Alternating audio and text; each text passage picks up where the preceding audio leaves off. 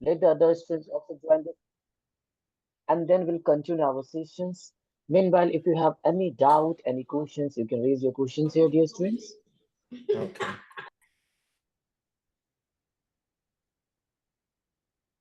So anyone who want to ask any questions?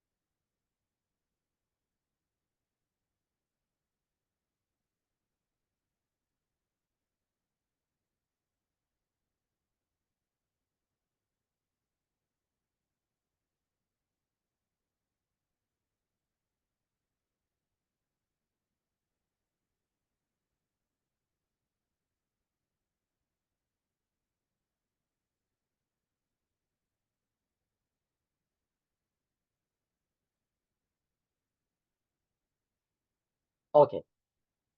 Now, in this session, we are going to learn about a very important chapter, which is terminologies.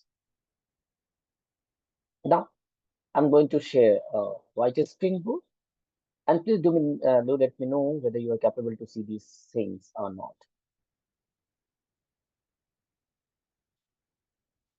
Yeah, are you able to see my screen? Yes. Yeah, thank you. Now, today we'll discuss about very important terms and their meaning, which is related to the cybersecurity and ethical hacking. And remember one thing, like now when you apply for the job roles in the company, most of the company will ask you the questions from this very fundamental part. So after the class, try to at least go with the particular things, give your time, and remember this one is very important chapter to understand about the technical term in cybersecurity. After this, I'll also give you the link where you can practice with these things also.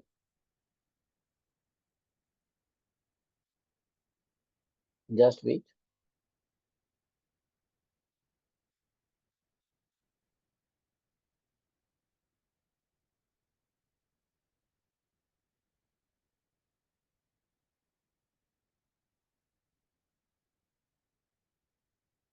Just wait.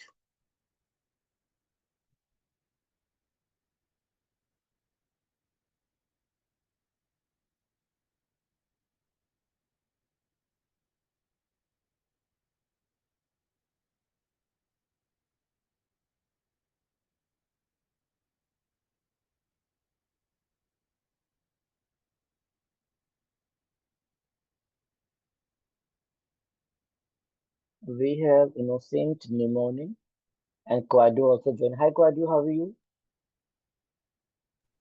I'm good. And yourself? Yeah. Are you learning all these important things? Yes, I am. Very good. Because today, we have a very important chapter to discuss about terminologies. Sounds good. Yes.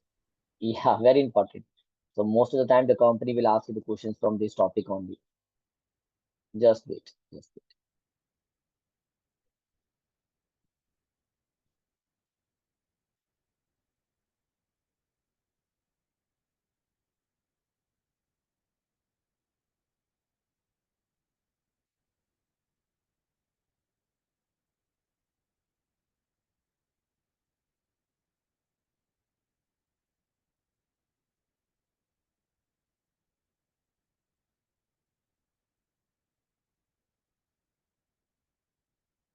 Now, dear,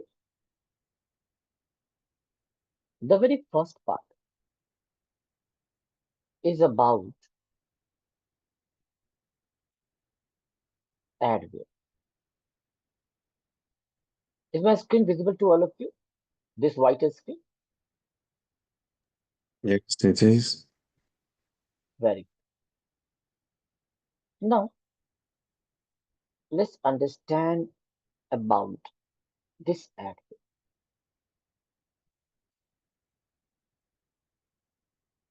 So, sometimes, dear students, you might have been seeing some ads running in your system, and sometimes they try to forcefully publish the ad in your browser, or sometimes it will redirect into some different kind of URL, or sometimes you will get a pop-up kind of things in your website. So, what is adware? This adware, you can say, stand for this advertising supported software, and it is designed to display the unwanted ads on your computer. And this can be a pop-ups, banner, or even ads injected into the website you visit. And the goal is to generate a revenue for the software developers by forcing ads into your screen, often without your clear consent. So think of this adware like a guest who enter your home without you, or because you invited their friend. But now they are sticking poster on your wall and turning on the TV to play the commercial 24 into 7, and even redirecting your gaze to shady shop when they enter your home. Annoying, right? So why is this adware a problem? First of all, it slows down your system. It invades your privacy by tracking your online activities, and it can open the doors for more serious threat like the spyware and the malware.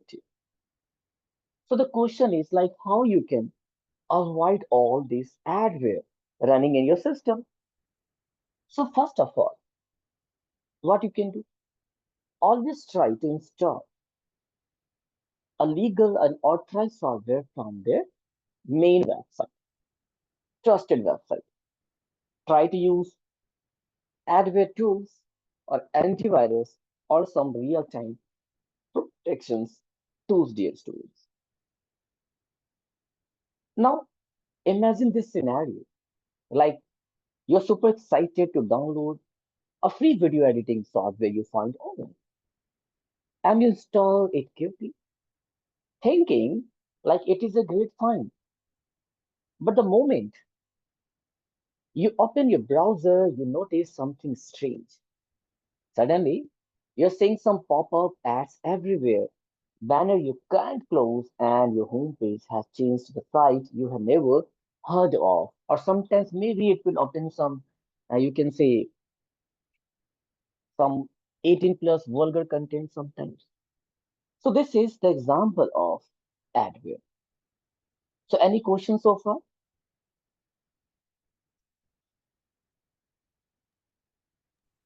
No. Yes, sir. Yeah. Please do let us know if you find any kind of difficulties while learning. Okay. The second part is about attack. Attack means it is like a cyber attack. So first of all, I'll give you the definitions. Just wait a second. And not to worry, I'll send you this whiteboard also after some time before ending the session. So dear, let's start with some again real-time scenario. So you can say like imagine you own a house and you have got doors with lock, maybe even a security camera. And one day someone tries to break in through the back door without your permissions, and maybe to steal your valuable or just look around. So, dear students, in the digital world, we call the kind of unauthorized attempt an attack. So, what is a cyber attack? Means an attack in cybersecurity is any deliberate actions performed on a system, network, or applications with the intent to gain unauthorized access, disrupt the services, or steal the sensitive data. So, simple definition is an attack is an action carried out by a hacker or malicious actor to break into the system and extract, destroy, or manipulate the system or information. So let's say, like you are using an online banking system. A hacker launches a phishing attack by sending you a fake email that looks like it is from your bank. So click the link, you enter your login info, and boom, they now have access to your bank account. And that whole act of tricking you and stealing your credential is a type of cyber attack. Now, if we talk about the type of cyber attack, it can be of two types, dear students. Like the active attack, where we directly trying to alter or damage the system, and passive attack, where we just listen for the things or collecting the informations without alerting anything. Now, the question maybe you'll ask, like, why do the attackers launch the attack? So the first is to steal the information, like your password, your credit card details, or some kind of company secret, or to disturb the services, like taking down a website, or sometimes to spread a virus, malware, ransomware, adware, etc. So, dear, as a cybersecurity enthusiast or the professionals, your job will be to recognize these attacks early and stop them, and obviously secure the system before any real damage happens. So, any thoughts or any questions on that example?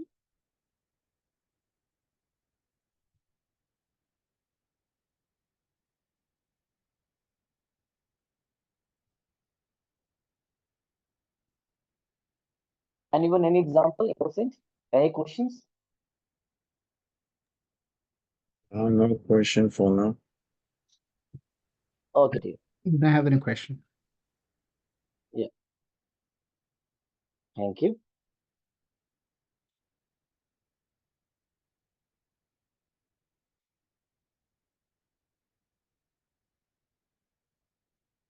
Now, the third part.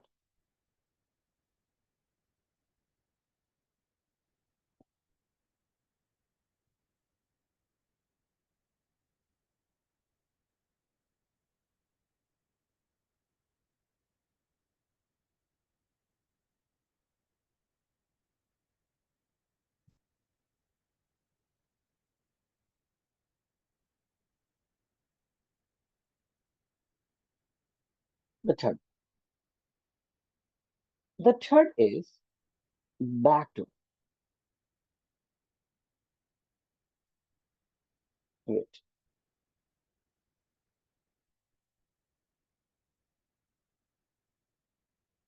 Actually, one by one, I'm searching for the image file also, so that it can make the more presentations look here.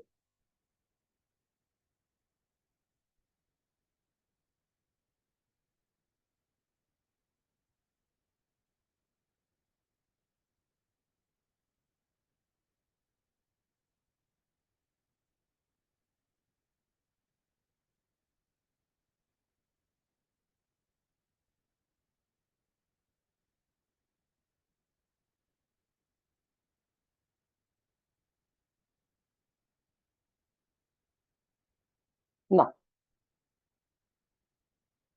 The next.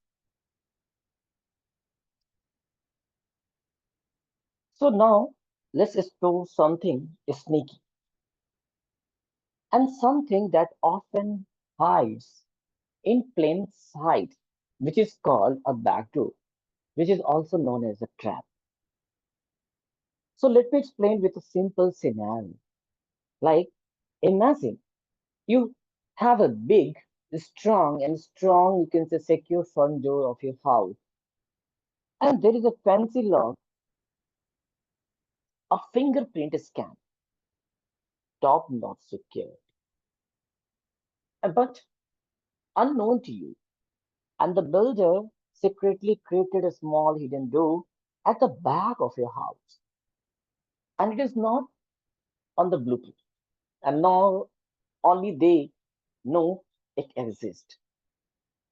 So they can use it to combine and come and go without ever touching the front door or triggering the alarm. Now, that's exactly the back door works in cybersecurity. So technically, you can say this back door is a hidden method or secret pathway used to bypass the normal authentication process in the software, applications, or network.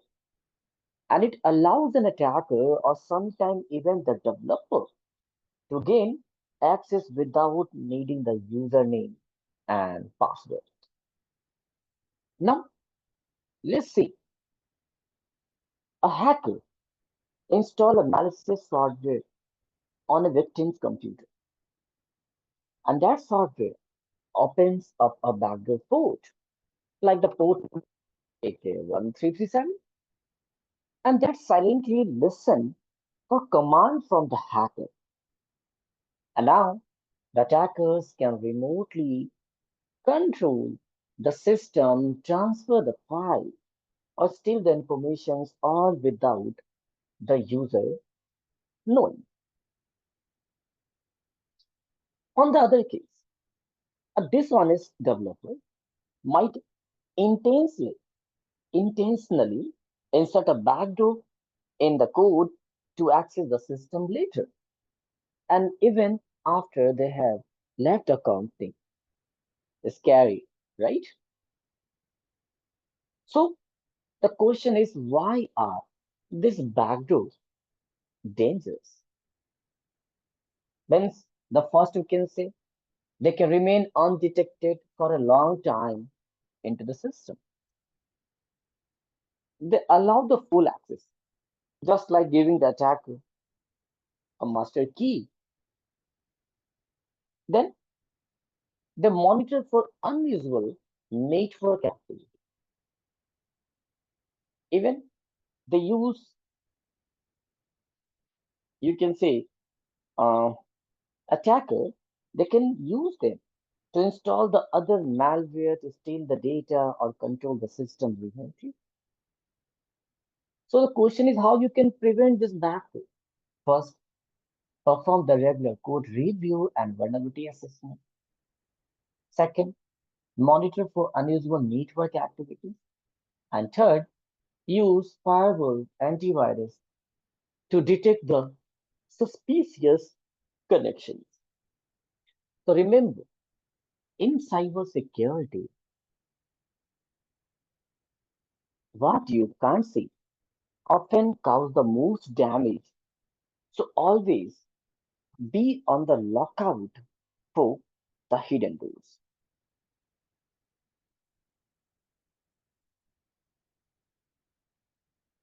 Now, the next part,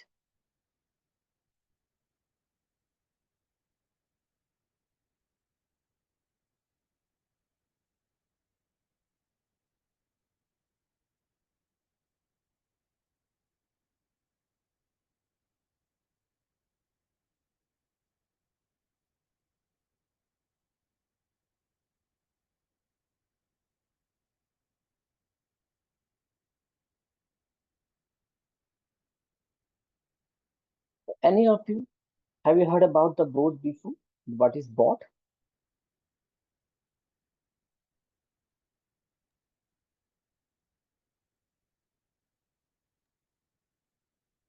think this is like the I guess the popular one is the Russian bot that usually Yo, is you're online right. to argue with people, and people don't know, so they go back and forth with it. Yeah, see, very good. See, actually, you heard about the robot. So, robot is now the alternative of the human being. They can do their activities with more functionality, with more accurate part, and they even don't feel any kind of tiredness. But every robot are not same. But whatever instructions you will provide them, they can do only such kind of activities in a very consistent way, in a very fast way, you can say. So imagine like you own a small ticket booking website and you sell concert ticket online and you have just announced a sale for a famous singer. And now picture this. Within 13 minutes, the all tickets are gone. You're confused. Like how did thousands of people buy ticket that fast? The truth, it wasn't people at all. It was bot. So now this bot means it is an electronic robot which is capable to harm your server, your website, your network, etc. Let's suppose if I'll write or if I'll say hi to you, then maybe for your good gesture you will provide your feedback like hi sir. But if I'll write multiple times hi hi hi hi, so maybe sometimes you get bored or maybe you won't reply to my message or to my call. So it is a kind of bot attack where I keep on sending the packet and one time after some time you get bored or maybe it will down your system performance or the properties. So a bot is a short form of a robot itself and it is a software program which is designed to automate the task, especially tasks that are repetitive, time consuming for a human. And bot can do these actions faster, more often, and without getting tired. Now, let's understand with some technical view. So, bots can send a thousands of HTTP requests to a website, automate some kind of login, or keep creating the object on the system at all speed, far beyond what a hacker can do manually. And example, if you take example in cyber security, so you can say like continuously try the different password to break into an online account. That is a kind of brute force attack or spamming thousands of messages per minute. So it becomes the part of the bot where which is a large network of infected computers controlled by it. And hackers do lots of activities with the help of this. Like now, legally, we use some bot in our real time also, like chat bot. Suppose you want to learn something and you went to the website and there's a bot which will ask you some questions and they're capable to give you the answer from their side. So that is the bot. Or we have some bad bot also. Like as I said, they start making spamming. So the question is then how we can defend against the malicious bot.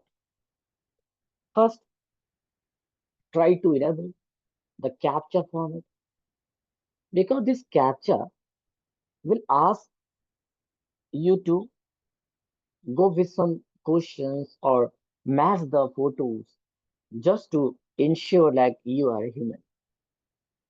Or you can also blacklist the IP address.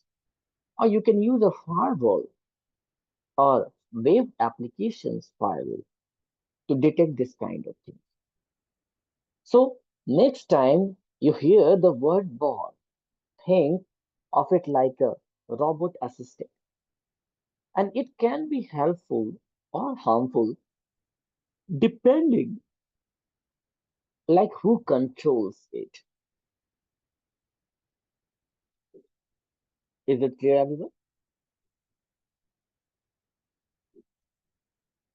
Yes, that makes sense. Yeah. Okay, dear. And please do ask your questions if you face any kind of difficulties in learning. All these are very important things to do.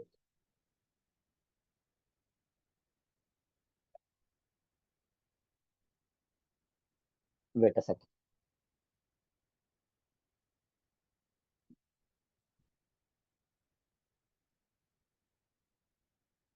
So after this bot, we have a botnet. Means the you can say the combination of bot makes to become a botnet. Like suppose you are my student, and if somebody is teasing me, so maybe I'll tell you like nominee go and attack you. But the other person is very powerful. So now what I need a gang. Like I need an innocent, I need a quadro, I need a nominee both, all of you, so that I can make a group of people to make attack on the particular person. So that is example of botnets. Means a botnet, you can say,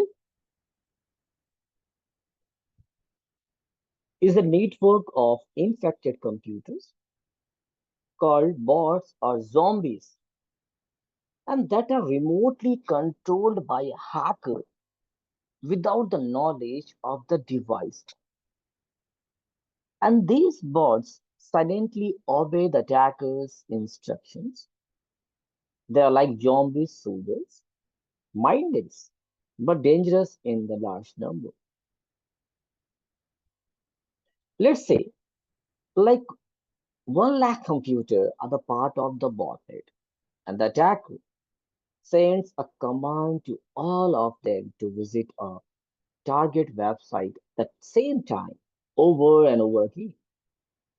And this is called a DDoS attack and overwhelm the server, often causing it to crash and slowly down the severity.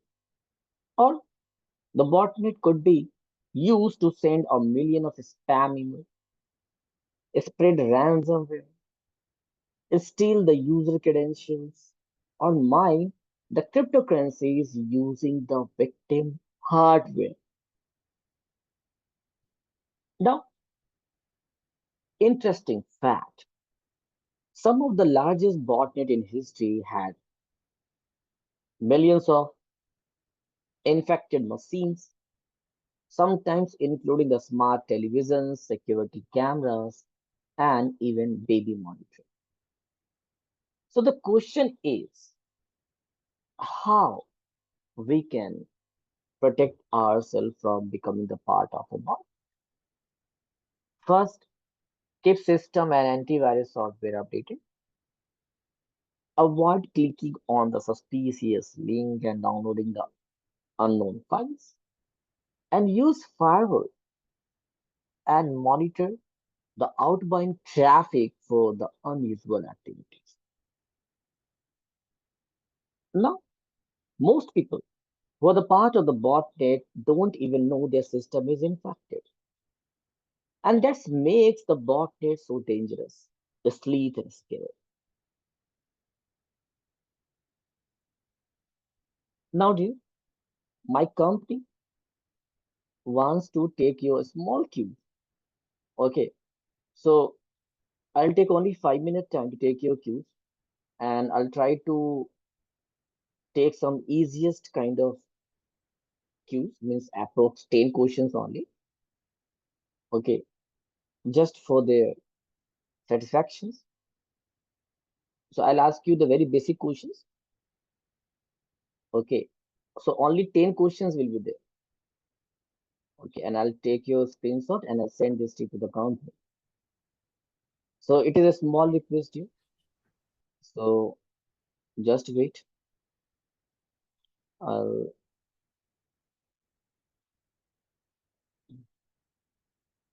send you the link. And everyone, only 10 questions is there. So within 10 minutes of time, you all can do these activities.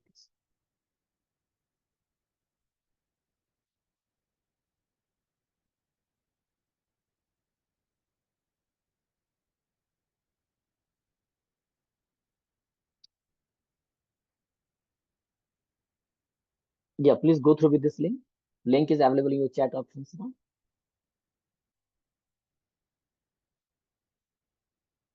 Okay, no one is joined.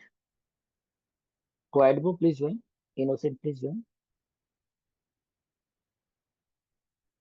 Okay, thank you. So best of luck, everyone.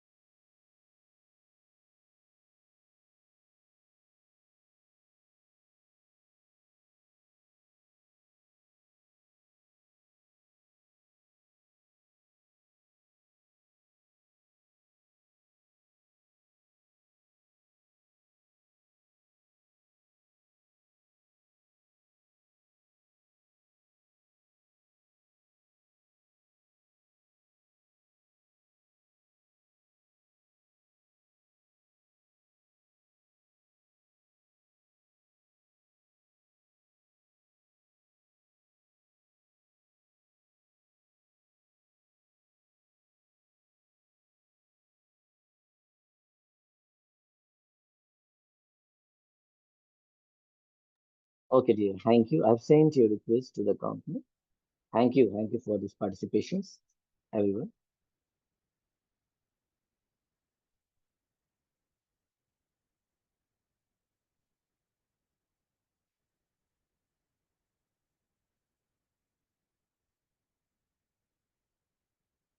Now, the next we have a brute force attack.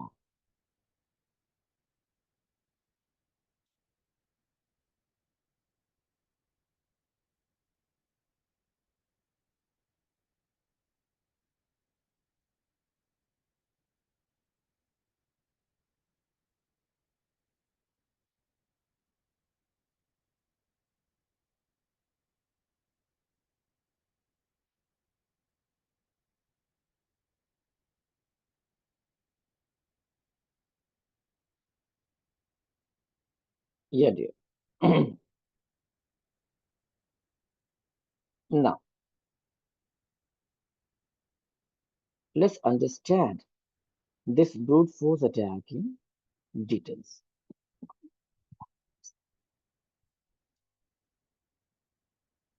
So, let me give you a fun little scenario to help you imagine it big. So, imagine there is a thief standing in front of a locked treasure chest, and the lock has a three-digit code, and the thief doesn't know the code, and but his paid. So he started with the combination 000, 001, 002, and so on, and continuous all the way until 999. So eventually,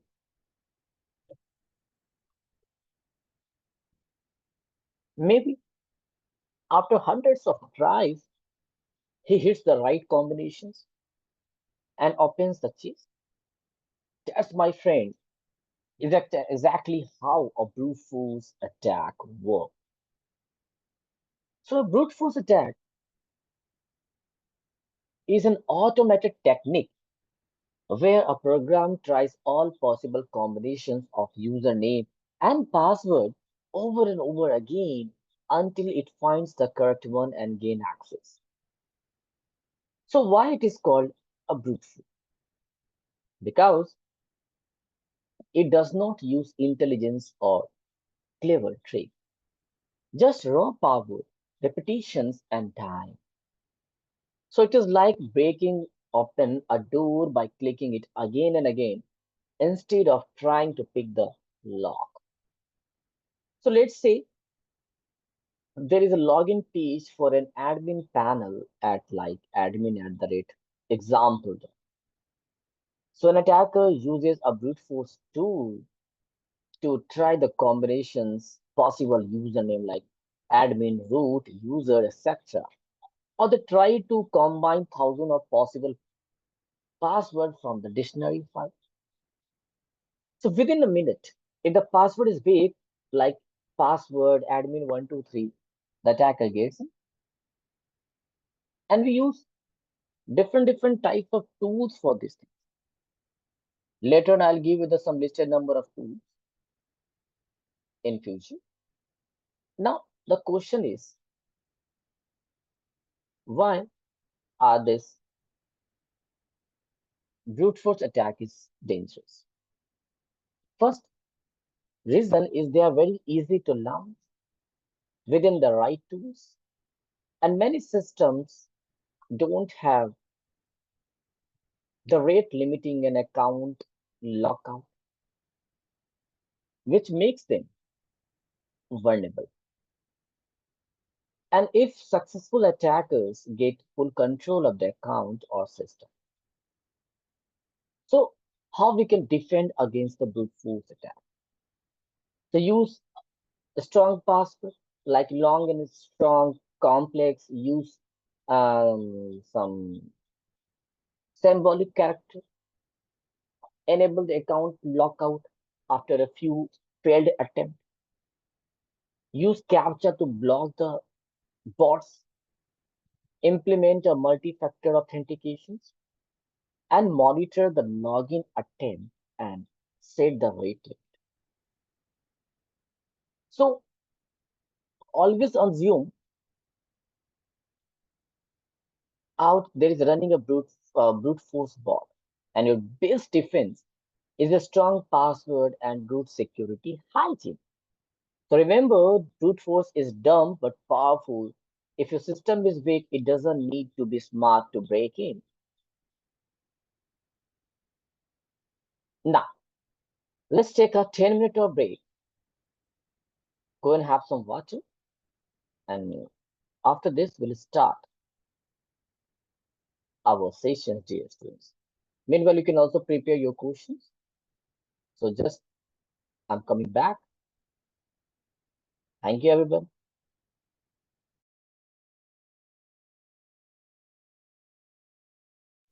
All right.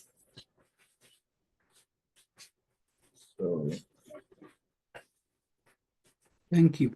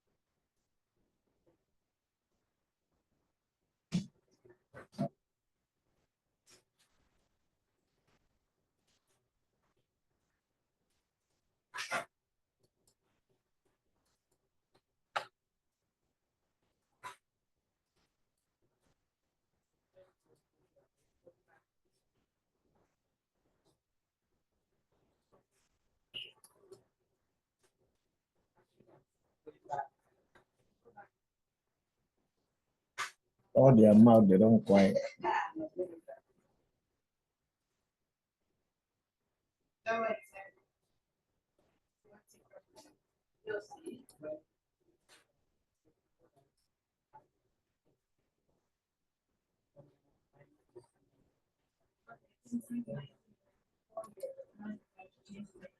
Hey, Innocent, I think your microphone is on.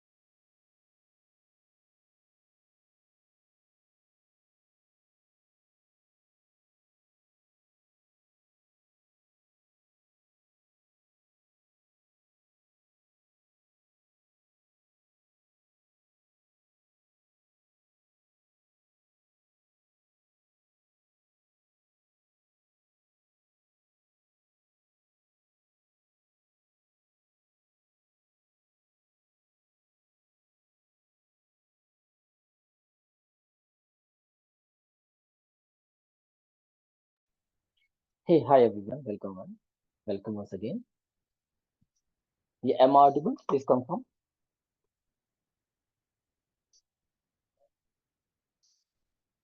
Yeah, am I audible? Yes, yes. Okay, thank you, thank you. Now, after this,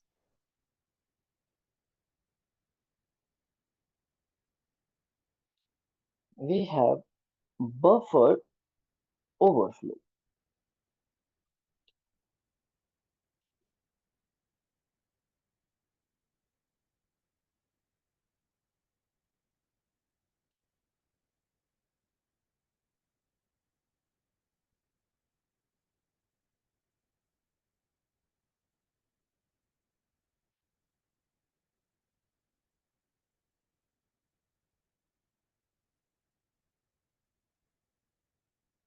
Now, dear, this buffer overflow.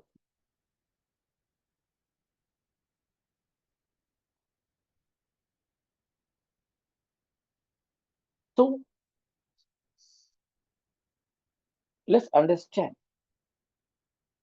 the example of water glass overflow. Imagine you have a glass that can hold exactly 250 ml of water, but now you start pouring from the bottle and keep going. You pour 300 ml. What happens? The extra 50 ml of water spills over, right? That's an overflow. So in the digital world, this happens too. Not with water, but with data. So what is buffer? A buffer is a simply a temporary storage area in memory used to hold the data, like user input files, network data. Means a buffer overflow occurs when a program writes more data to a buffer than it can hold and causing the entire data to overwrite adjacent memory location. Now, let's say you're running a simple login form within C that takes the username input, and the developer only allowed 20 bytes of memory that use for that username. So what if someone enters 50 bytes of data? Those extra 30 bytes don't disappear. They start overwriting neighboring memory, which might include the critical variables, control data like return addresses, or even inject the malicious code. So, what can an attacker do with the buffer overflow? So, if done right, the attacker can crash the program, like example DOS, gain unauthorized access, inject executive malicious code, like opening a reverse shell, or even take full control of the system. One of the most famous exploit in history is about the mirror swarm in 1988, and which was used with the vulnerability in Linux to spread this part. Whenever you get some time, just read about this thing.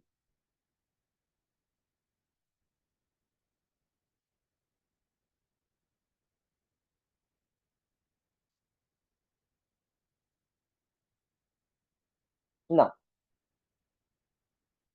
how do the developer protect against the buffer overflow? First,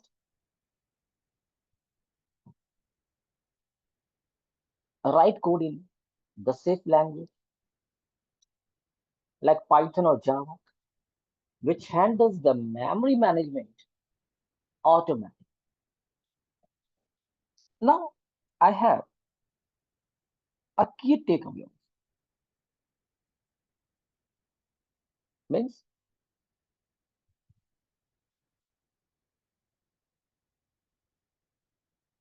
buffer overflow are classic but still common.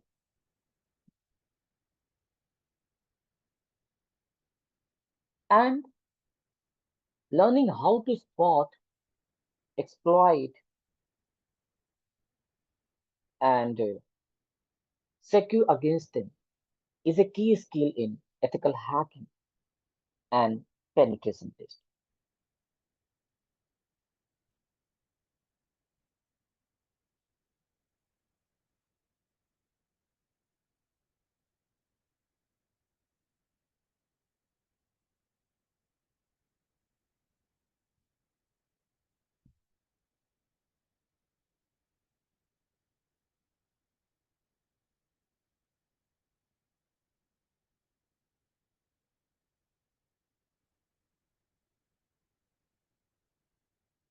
Now, the next part is like a cracker.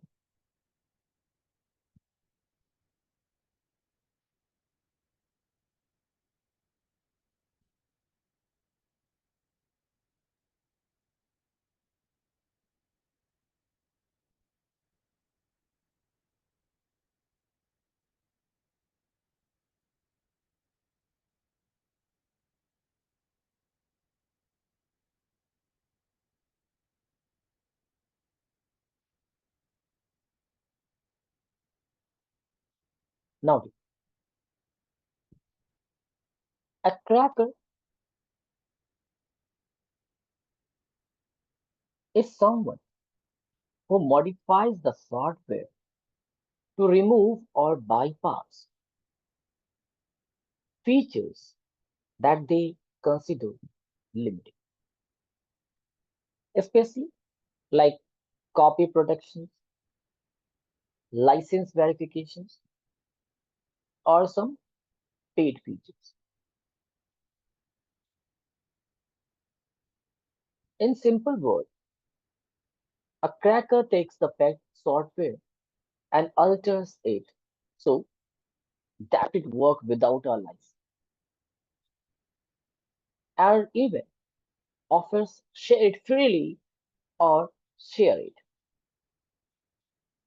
Let me give you a scenario. Imagine there is a movie theater that uses a digital lock on their film, and you have to buy a ticket that gives you a code to unlock and watch the movie. And the person is acting. Now, let's say someone figure out how to break that lock and watch the movie without a code and even share it with a friend. So the person is acting like a cracker, bypassing a control that was meant to restrict access for to paying the consumer on. So let's say there's a premium software like Adobe Photoshop, Microsoft Office that asks for a serial key and online activations. So a cracker may reverse engineer the executable file, patch it to disable the license grab, or write a key generator means keygen to create a fake serial number. Now, the software runs as if it legally registered, even though no license was purchased. So let me give you some ethical notes. First, cracking software is illegal and unethical. It violates the copyright laws and software agreement. Plus, many cracked programs are bundled with malware, spyware, or Trojan that can harm your system.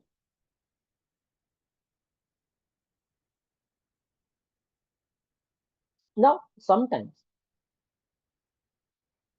the company maybe ask you the questions like difference between the hacker and cracker. So, you know the hackers explore the system out of curiosity to find the vulnerabilities. But a cracker, on the other hand, especially break the protections on digital product, not to test security, but to steal the credential.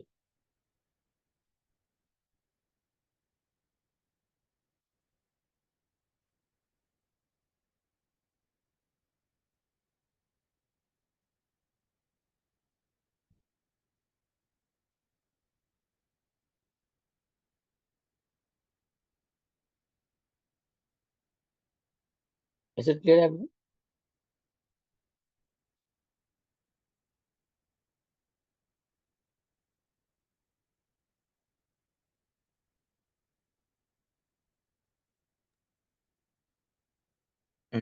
It's clear. Oh,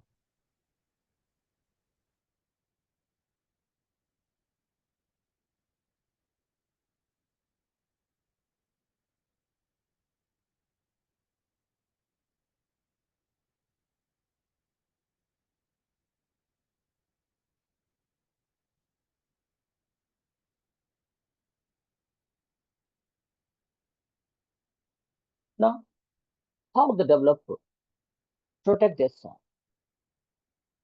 First, they use the software licensing, like online checks, key validation. Second, obfuscation means making code hard to reverse engineer, code signaling, or anti-tamper.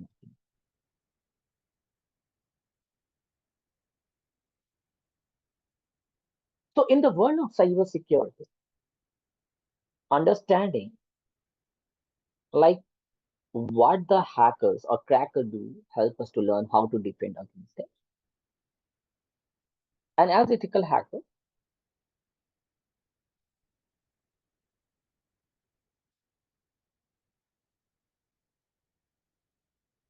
security professional, our job is to stop the cracker, secure software, and protect the intellectual.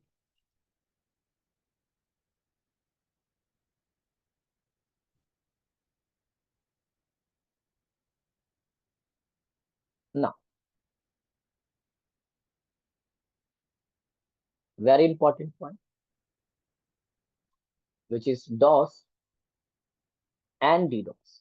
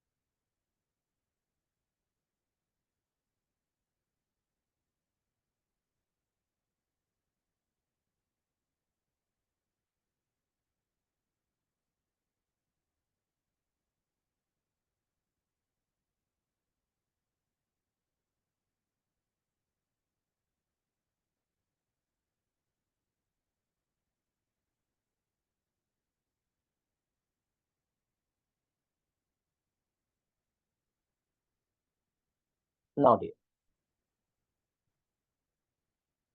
this denial of service attack. So,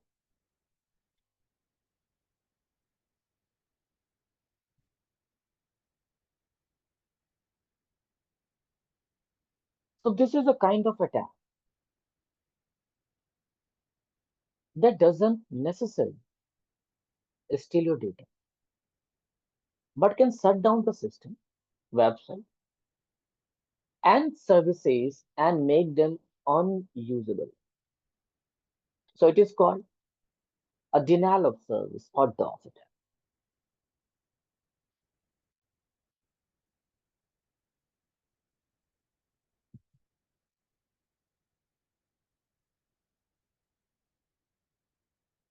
Now, a DOS attack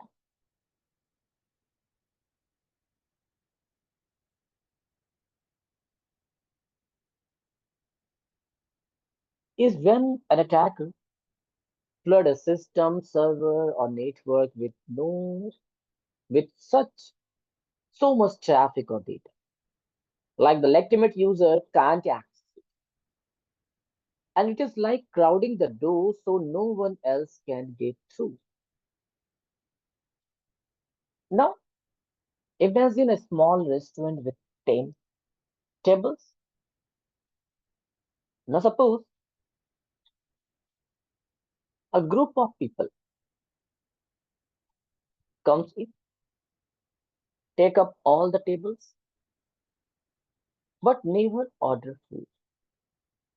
They just sit.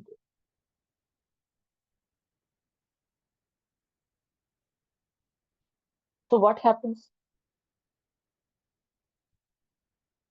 The real paying customers are waiting outside.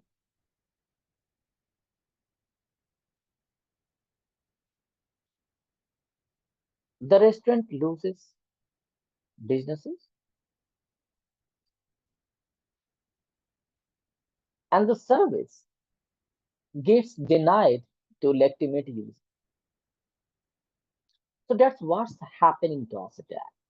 The attacker overwhelms the target so that genuine users are locked out.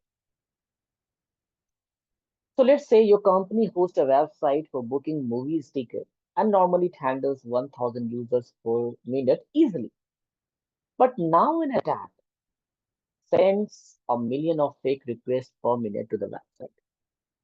So now what will happen? The server gets overwhelmed. It can't respond to the real consumers. And your ticket sales stop. And you lose money. Now we have different types of DOS attack, which we'll discuss in our main practical part. Meanwhile, just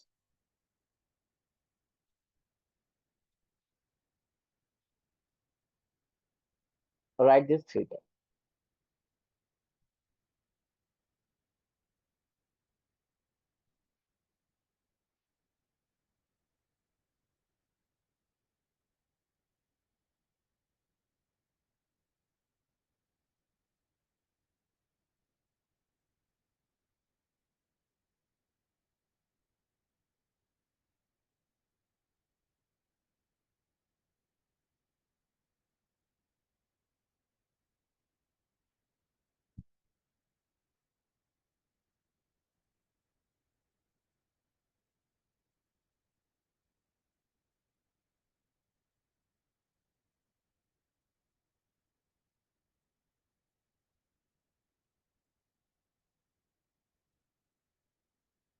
So, how to prevent the DOS attack?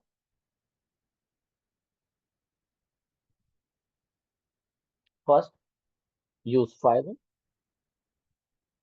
Second, restrict the number of requests per IP, means rate limit.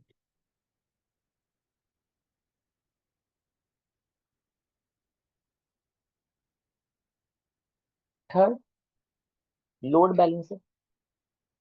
Distribute the load across the server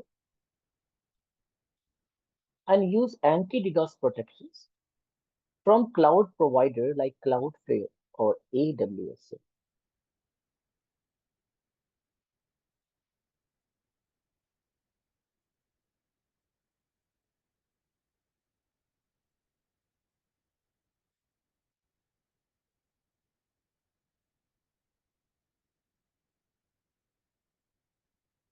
Now, dear, as I mentioned, a DOS attack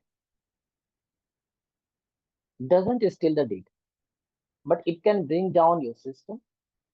And think of it as someone jamming the root so no one else can get through.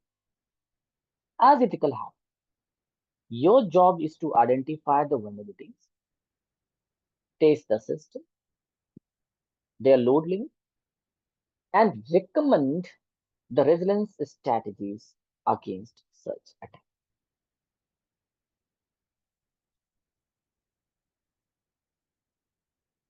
Now, is it clear?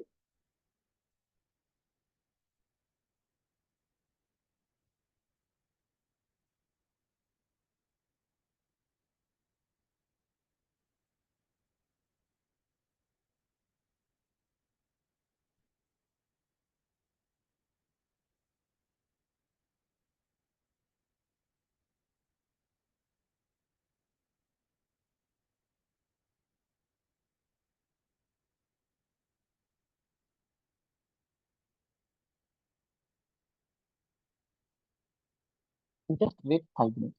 I'm just coming. Just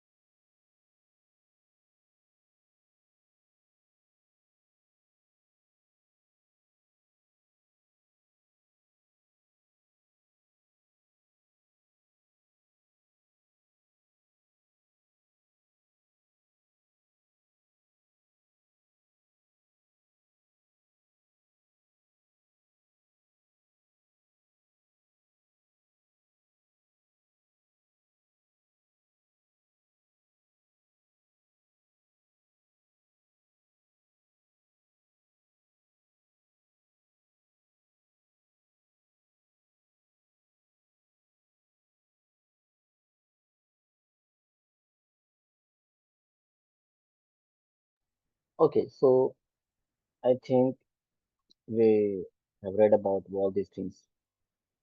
So let it be up to here only.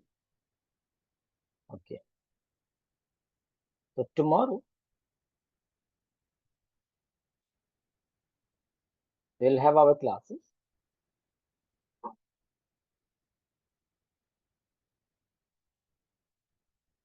and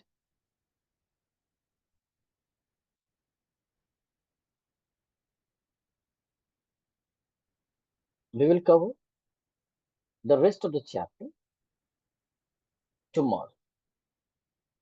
So let me update this part. Today we read about terminologies up to DOS attack. I'm going to give you this PDF file also, but oh my God, I don't have access, but I'll give you a proper website to learn these things. I'm pasting the link in the chat box. Kindly check.